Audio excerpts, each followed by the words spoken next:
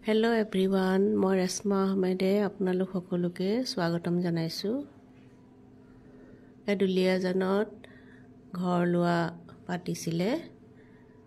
মোৰ মিষ্টাৰৰ কলিগ হয় গগৈদা। তেখেতৰ ঘৰত নতুনকৈ ঘৰ বনাইছিলে, ঘৰ লোৱা পাতিছিলে। এয়া চাওক, ঘৰটো ইমান ধুনীয়াকৈ বনাইছে। ইণ্টেৰিয়ৰ বহুত ধুনীয়াকৈ কৰিছে। এয়া গগৈদা হয়।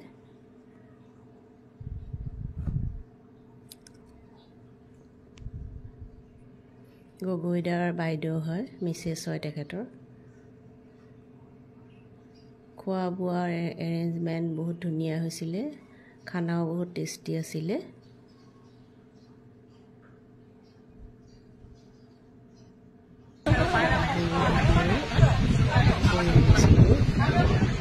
আপোনালোকক ভিডিঅ'টো